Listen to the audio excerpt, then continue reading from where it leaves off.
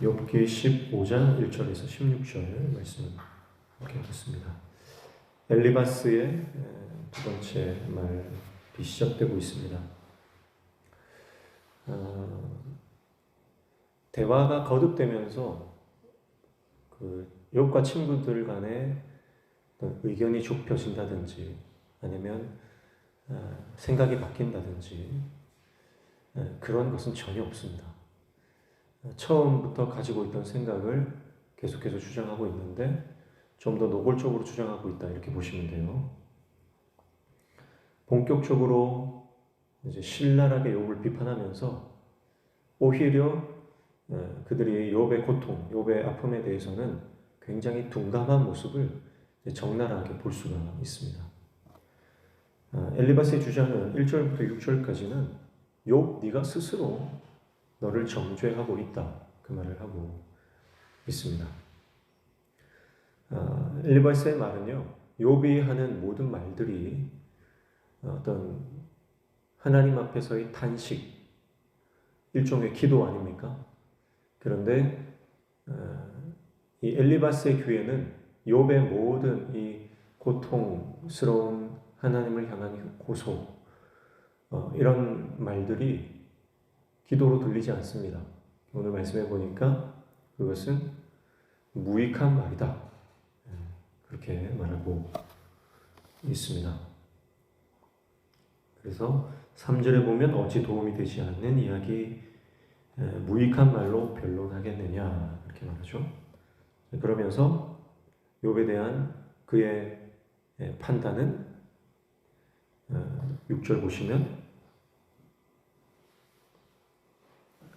5절 보시면 내 죄악이 내 입을 가르치나니 내가 간사한 자의 혀를 좋아하는구나 그러죠. 그래서 결국 욥에 대한 그의 판결은 간사함과 죄악이다. 그래서 욥을 이제는 아예 범죄자 취급을 하고 있습니다.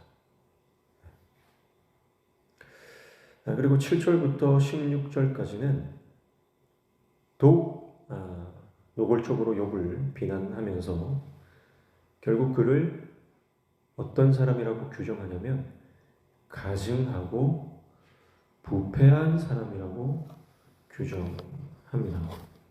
16절을 보시면 하물며 악을 저지르기를 물마심같이 하는 가증하고 부패한 사람을 용납하시겠느냐. 이건 욥을 향한 말이죠. 너는 하나님 앞에 가증한 인간이고 부패한 사람이다. 하나님이 너를 용납하실 리가 없다. 그렇게 말하고 있습니다. 그렇게 주장하는 이유는요. 첫 번째, 욥이 나이도 어린 것이 뭘 아는 것처럼 말하느냐. 나이도 어리다는 거예요. 그걸 말씀해 보니까 네가 그렇게 나이가 많냐. 우리 중에는 너보다 나이가 많은 사람도 있고 너의 아버지보다도 나이가 많은 사람이 있다. 그렇게 말하죠. 그러니까 그가 말하는 것은 욥이 나이가 그렇게 많지도 않으면서 모든 것을 아는 것처럼 깨끗한 것처럼 말하고 있다라고 하는 겁니다. 그리고 너는 특별한 존재가 아니다. 그 말을 또 하고 있어요. 네가 무슨 하나님의 오묘한 것을 다 깨달았느냐. 넌 특별한 존재가 아니다. 네가 뭐 태초부터 있었던 존재냐. 이렇게 말하잖아요. 세 번째는 너는 죄인이면서 무슨 그런 말을 하느냐는 거예요.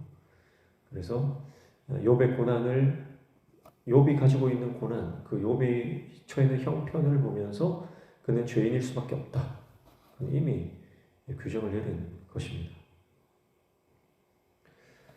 그래서 엘리바스는 이제 욥을 말 그대로 죄인을 만들고 있습니다. 죄인일 수밖에 없는 거예요. 욥이 죄인이 아니면 안 되는 거예요. 그래서 욥이 죄인임을 자각하도록 끊임없이 욥의 죄, 욥의 그 형편을 들추고 있습니다.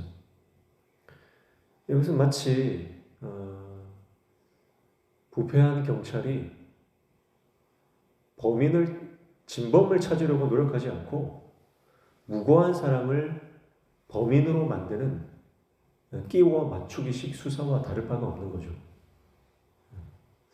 그래서 자신이 가지고 있던 생각과 철학과 경험과 지식, 그것으로 봤을 때 욥이 죄인이 아니면 안 되는 거예요. 그러니까 욥을 죄인 만들기 하고 있는 것입니다. 물을 마시듯이 악을 저질렀다. 그렇게 말하잖아요. 16절에 그렇게 말하잖아요. 물 마시듯이 악을 저질렀다. 여러분, 욥이 죄 짓는 거 엘리바스가 본 적이 없어요.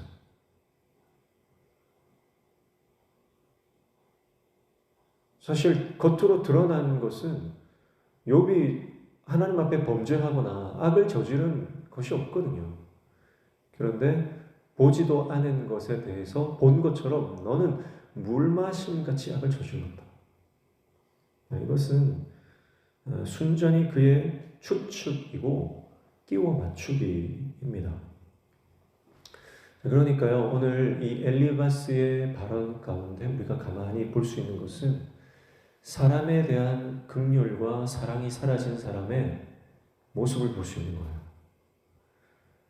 고통당하는 사람을 향한 연민이 사라진 사람에게는 비난과 정죄와 판단과 이 화살만이 존재한다는 것을 우리가 알 수 있습니다.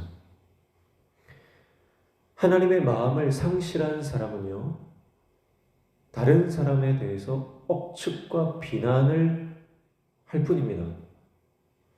그것이 인간의 모습이죠. 여러분, 그래서 우리가 견지해야 하는 것, 우리가 끝까지 붙들어야 하는 것은요, 우리 안에 하나님 마음, 하나님께서 사람을 사랑하시듯 우리도 그 하나님의 사랑으로 타인을 사랑하고 용서하고 긍휼히 여길 수 있는 그 마음이 필요합니다. 그것을 상실하면요, 사람과 사람 사이에는 굉장히 건조한 관계만 남는 겁니다. 그래서 우리가 국회를 보면 국회에서 뭐 국정감사 이런 걸 하지 않습니까? 그러면 얼마나 삭막합니까? 거기에 무슨 정이 있습니까? 국정감사라고 하는 것은 나라를 더 잘 세워가기 위한 하나의 과정인데, 국회의원들은 이 국정감사라고 하는 것을 자기의 어떤 권위를 드러내고 그 상대편을 깎아내리면서 자기가 높아지려고 하는 굉장히 전쟁터 같이 이렇게 느껴지지 않습니까? 그래서 국정감사를 보면 좀 마음이 답답해요. 근데 여러분, 인생을 그렇게 사는 사람들도 있거든요. 인생을 국정감사하듯이 사는 겁니다. 지금 엘리바스는요, 욥을 심판대 위에 세워놓고 완전히 발가 벗기고 또 상처를 내고 아픈 곳을 찌르면서 욥을 2번 죽이고 있는 겁니다.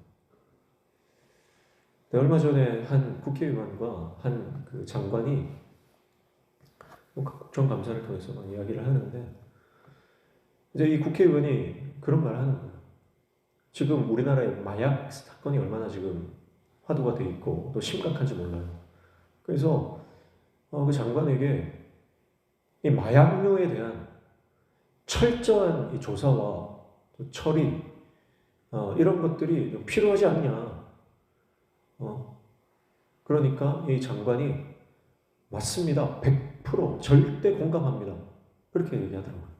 그러니까 순간 그 둘 사이의 기류가 굉장히 훈훈해졌어요. 옳은 말을 하니까 인정해주고 공감해주고 거기에 호응을 해버리니까 둘 사이의 기류가 굉장히 따뜻해지고요. 일순간 국민들도, 그걸 바라보는 국민들도 마음이 훈훈해졌다는 거예요.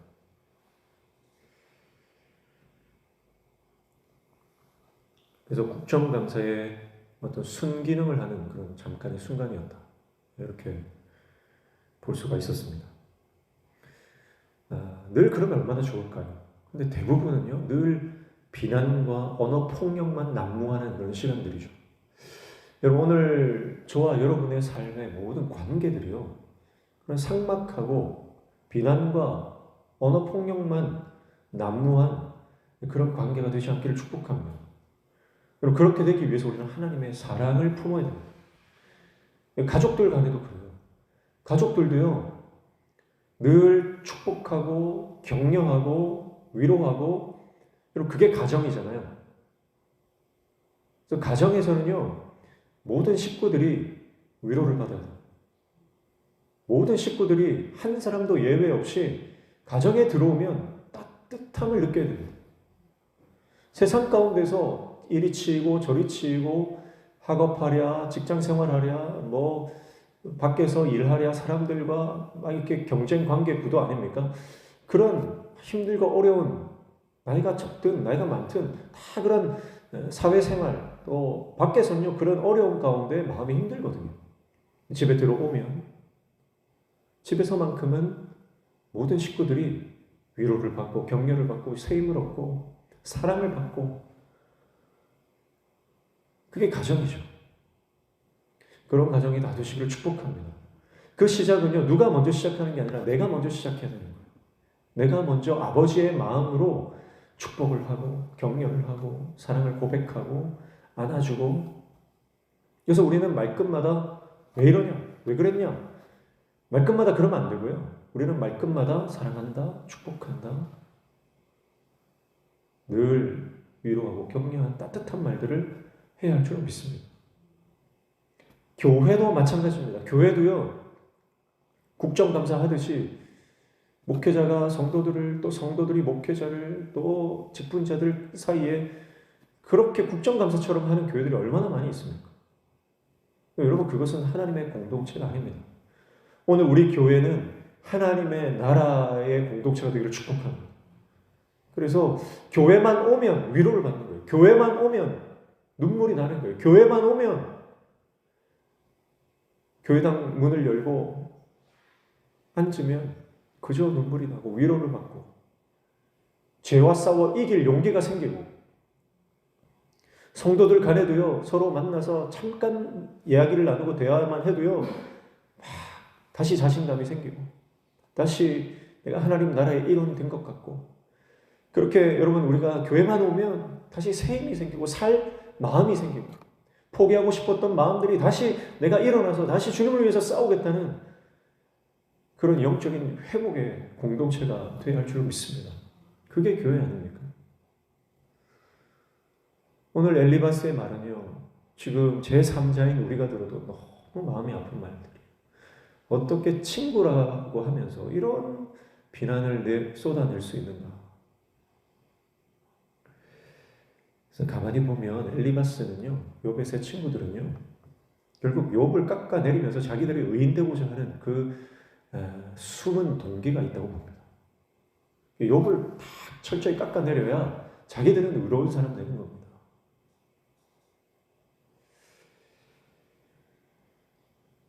사랑하는 성도 여러분, 우리 안에 사람을 살리는, 사람을 타인을 높여주고 그를 살리고 그를 세워주고 그를 다시 일어나 뛸 수 있는 하나님의 사람으로 격려하고, 날마다 하나님의 사랑으로 모든 사람을 사랑할 수 있는 하나님의 종 되시기를 축복합니다. 우리 안에 사랑이 없으면 아무것도 아니죠. 고린도전서 13장에 사랑장에 보면 사랑이 없으면 아무것도 아니에요. 우리가 아무리 능력이 있고 아무리 주의를 왕성하게 한다 할지라도요, 하나님의 마음으로 하지 않으면요, 그것은 다 울리는 꽹과예요. 아무것도 아닙니다. 수많은 사람들이 내 주위에 몰려들고 능력이 나타나고 신유의 은사가 나타나고 막 병이 고침받고 부흥이 되고 막 그렇다 할지라도요, 그 동기가 중요한 거예요. 내 안에 하나님의 사랑이 없으면,